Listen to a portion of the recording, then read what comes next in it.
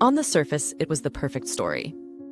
A brilliant diplomat, educated at Harvard and Oxford, gives up a promising career to marry Japan's crown prince. She is poised to one day become an empress, with a vault of priceless jewels awaiting her. But behind the palace gates, the story took a different turn. For over a decade, as crown princess, Masako largely retreated from public life, facing immense personal pressures. The grand tiaras of the empress were reserved for the reigning monarch, symbols of a future she had yet to reach. And the jewels she was meant to wear rarely saw the light of day. Today, we open the imperial jewel box, not just to admire the magnificent collection, but to understand the deeply human story the jewels represent. This is the story of the woman behind the jewels, and the weight they truly carry on the chrysanthemum throne. Before we begin, please support my channel by clicking on the like and subscribe buttons. Thank you. To truly understand the story of Empress Masako's jewels, you have to begin not with the blaze of diamonds, but with the quiet, luminous glow of pearls.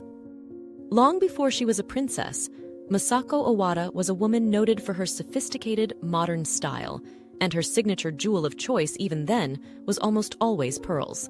It was a style of understated, confident elegance that was perfectly suited for the world of international diplomacy she inhabited. Her personal preference was a poetic fit for the role she was about to step into. Japan is the birthplace of the cultured pearl, pioneered by Mikimoto Kokichi.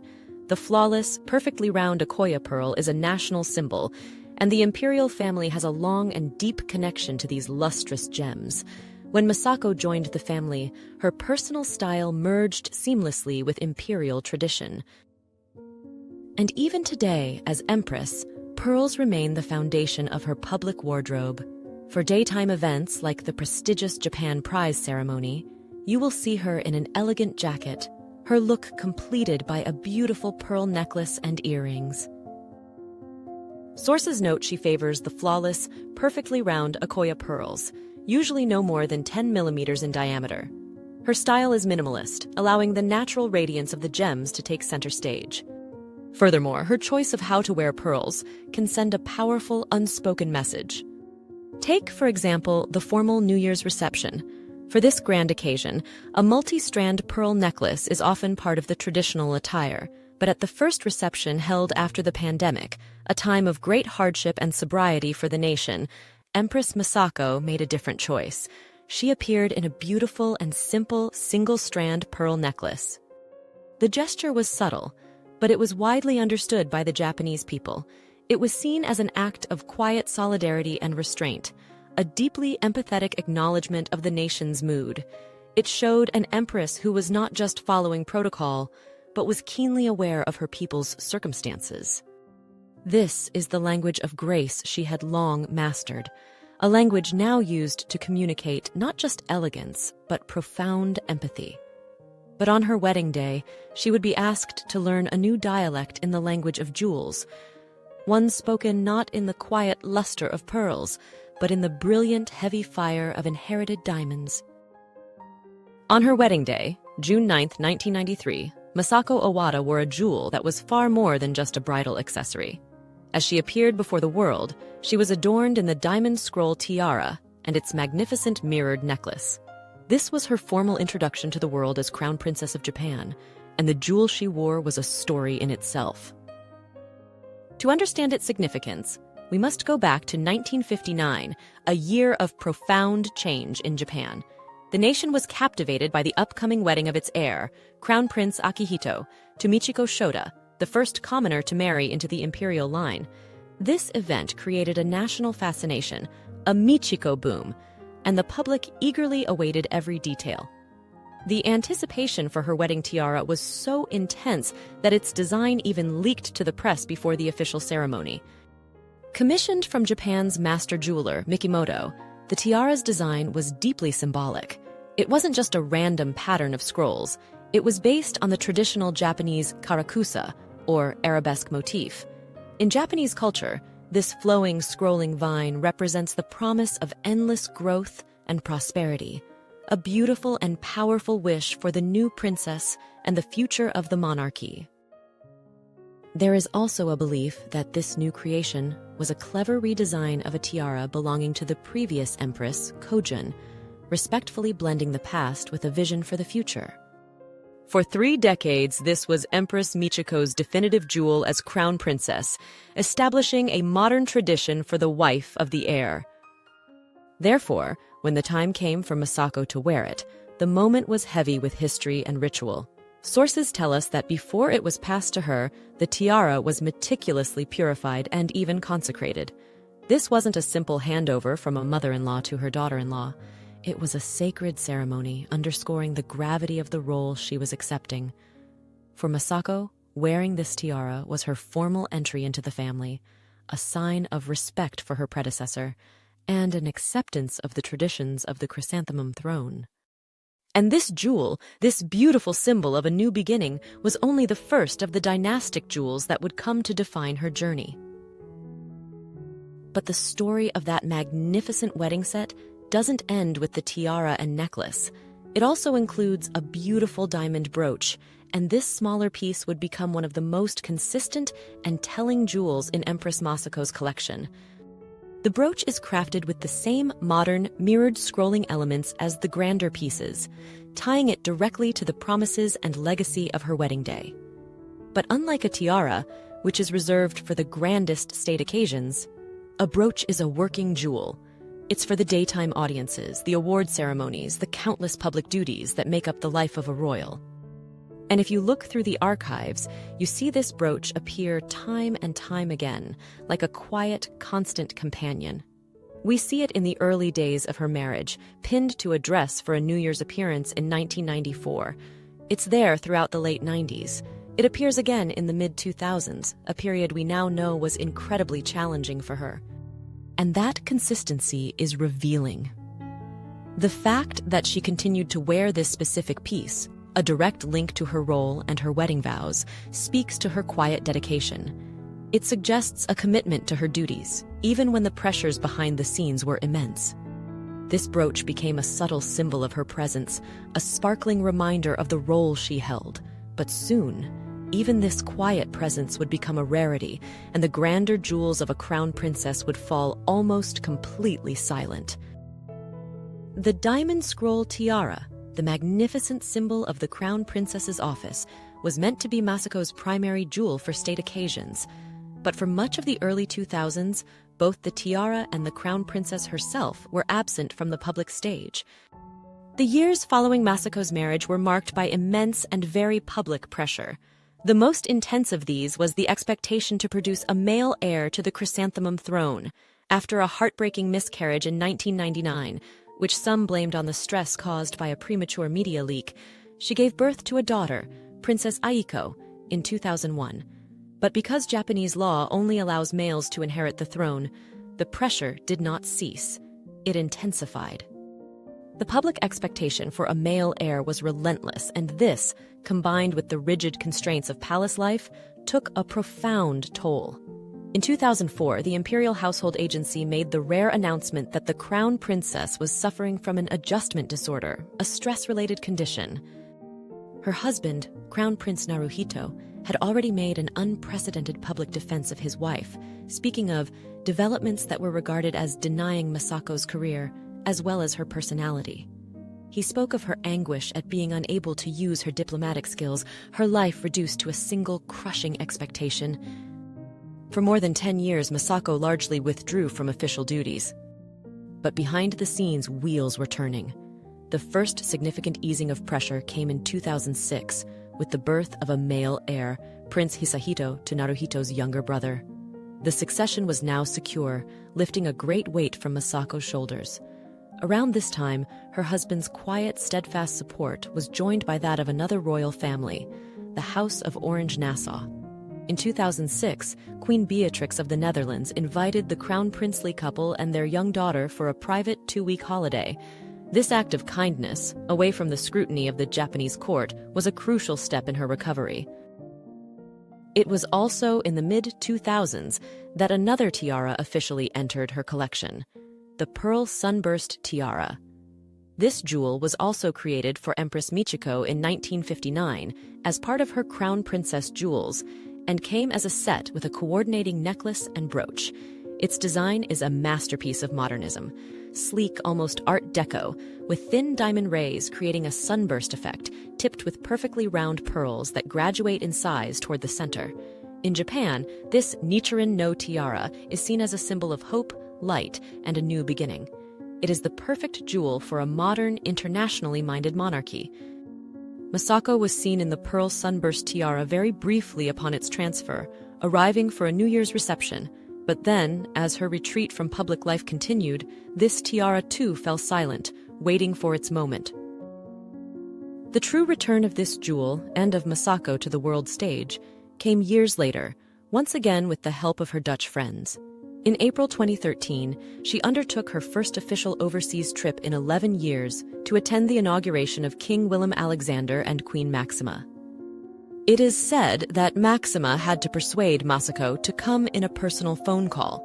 The conversation helped strengthen her self-confidence. Though she attended the main ceremony, she carefully managed her energy and skipped the grand evening gala. But the step was taken. The following year, in 2014, when the new Dutch king and queen paid a state visit to Japan, Masako took another, even bigger step.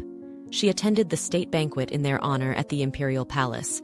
She wore the complete pearl sunburst parure, the tiara on her head, the intricate matching necklace, and the beautiful swirling pearl and diamond brooch pinned to her sash. The choice was deeply symbolic.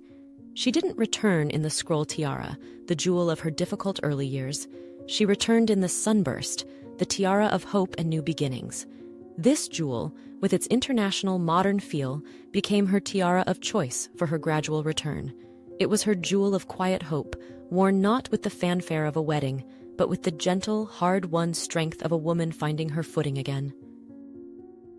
As the 2010s progressed, and the time of Emperor Akihito's abdication drew nearer, Masako began to appear more frequently at high-profile events, and the full pearl sunburst parure, with its exquisite brooch, became her signature set for this era. We saw this set again and again at major state banquets held at the imperial palace, for the state visit from Belgium in 2016, for Spain in 2017, and for Luxembourg later that same year. She also wore the tiara for the formal New Year's receptions in 2017 and 2018, gradually increasing her participation in these demanding ceremonies. Each appearance was a quiet, steady statement that the crown princess was taking on more of her public duties, preparing for her future role. But her exploration of the imperial vaults during this period of reemergence wasn't limited to just one set. In 2015, for a state banquet in honor of the President of Singapore, she wore a different but equally historic jewel, a striking pearl and diamond necklace that had once belonged to Princess Chichibu, her husband's great-aunt. Princess Chichibu was herself a well-traveled and highly respected member of the family, known for her international work.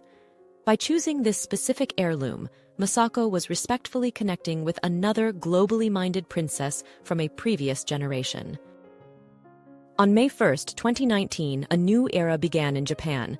Emperor Akihito abdicated, and his son, Crown Prince Naruhito, ascended to the chrysanthemum throne.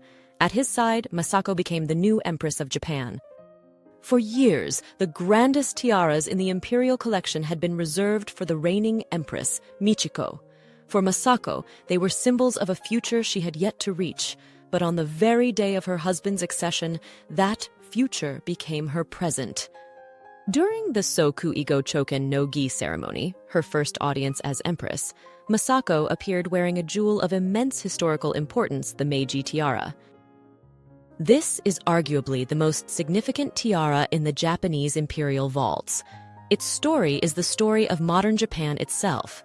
It was created around 1885, a time when Japan, under the Meiji Emperor, was rapidly opening to the West and adopting many of its customs, including Western-style court dress for its royals. The tiara was made for the first empress to have a major public role, Empress Haruko. It was crafted in Europe, possibly by the famed jeweler Chaumet, in a grand scroll design that was fashionable at the time. It was even designed to be worn with detachable diamond stars, a style popularized by another iconic 19th-century royal, Empress Masako of Austria. This tiara symbolizes Japan's entry onto the modern world stage, and it is reserved exclusively for the reigning empress. From Empress Haruko, it passed to Empress Sadako, then to Empress Nagako, and then to Empress Michiko. For over 130 years, it has been worn by the woman at the very apex of the imperial family. So when Empress Masako appeared in the Meiji tiara for the first time, it was a moment charged with meaning. She was no longer the crown princess, waiting in the wings. She was now the custodian of this incredible legacy. By placing this historic diadem on her head, she was visibly, brilliantly, taking her place in the long line of Japanese empresses. It was the first time she had worn one of the great tiaras, a jewel that for decades was both visible on her mother-in-law and completely unattainable for herself. The moment had finally arrived. As empress, Masako immediately faced her first major diplomatic test. In late May 2019, less than a month after the accession, a state visit arrived from the President of the United States. The world watched closely to see how the new empress would present herself. For the state banquet, she made a choice that was both elegant and deeply personal. She appeared in a dazzling necklace of diamonds set in rich yellow gold. The jewel was a striking departure from the traditional platinum and pearl of the imperial court. This was not a dynastic heirloom. It was a personal wedding gift she had received back in 1994 from Sultan Qaboos bin Said of Oman, part of a lavish parure that can also be worn as a tiara. For decades, this opulent Middle Eastern-style jewel had remained in her private collection, unseen by the public. To wear it for her very first state banquet as empress was a powerful statement. It was a choice that told a story. Masako, the former diplomat, was using a diplomatic gift to welcome a world leader. It was a subtle but unmistakable signal of the kind of empress she intended to be: confident, internationally minded, and unafraid to draw on her own unique experience. It was her way of telling the world that she had returned, and now she was speaking the language of diplomacy from the chrysanthemum throne. After her accession, Empress Masako established herself in her new role with grace and quiet confidence, often wearing the magnificent Meiji tiara for the most formal Japanese state occasions. But there was one other great tiara, perhaps the most symbolically potent of all, that remained unseen. This was the imperial chrysanthemum tiara. The chrysanthemum, or kiku in Japanese, is more than just a flower. A stylized 16-petaled chrysanthemum is the official seal of the Imperial House of Japan. It adorns the imperial throne itself, giving rise to the term the chrysanthemum throne as a synonym for the monarchy. It is the badge of the nation's highest order of chivalry. It is, in essence, the ultimate symbol of imperial power and heritage. The tiara that bears this emblem is a delicate masterpiece, believed to have been created around 1917 for Empress Taimei, possibly by Mikimoto, by repurposing a series of diamond chrysanthemum brooches. Composed entirely of diamonds, it features 7 intricate chrysanthemums and, like the Meiji tiara, it is reserved exclusively for the reigning empress. It was a favorite of Empress Nagako and was later worn often by Empress Michiko. But for 5 years after her accession, Empress Masako did not wear it. This absence created a quiet anticipation among royal watchers worldwide. When would she debut this most significant of jewels? The answer came in June 2024 on the world's most visible stage. During the state visit to the United Kingdom for the magnificent state banquet at Buckingham Palace, Empress Masako made her choice. She appeared for the first time in the imperial chrysanthemum tiara. The moment was electric. To debut such a profoundly Japanese and symbolic jewel on foreign soil, during an event watched by millions, was a statement of supreme confidence. She was not just fulfilling a duty, she was wielding the full symbolic power of her office. For a woman who had spent years in the shadows, stepping into the full glare of the international spotlight, wearing the very emblem of the chrysanthemum throne, became the culmination of her long journey. This was more than just a tiara debut. It was a sign that the Empress is fully present, fully in command of her role, and ready to represent the ancient monarchy of Japan with strength and dignity before the world. Becoming empress meant Masako now had access to the full regalia of her office, including some of the most historic jewels in the collection, the imperial diamond rivières. These are not modern pieces. Their story begins in the 1880s, alongside the creation of the Meiji tiara. The commission from the Meiji emperor included 3 of these magnificent, perfectly matched diamond necklaces, designed to be worn together for the ultimate display of imperial splendor. Early empresses, like Shokin and Taimei, were indeed photographed wearing all 3 strands. However, over the decades, the style of wearing them evolved. After World War II, Empress Kojun often preferred a more understated look, typically wearing just 1 or 2 of the rivières at a time. Her successor, Empress Michiko, established an even more consistent and distinct style. She almost exclusively wore a single one of the 3 necklaces, which she would sometimes pair with her own separate diamond pendant. This was the context when Empress Masako first appeared in the Meiji tiara in 2019. She made a choice that was different from her immediate predecessor. For her first audience as empress, and for the spectacular enthronement banquet that followed, she wore 2 of the historic rivières together. Since then, she has demonstrated the full versatility of these historic jewels. For the 2024 New Year's reception, she chose a more delicate look, pairing the Meiji tiara with a single strand, echoing the style of Empress Michiko. But for the grand state banquet at Buckingham Palace in June 2024, she once again wore 2 strands, this time with the dazzling chrysanthemum tiara.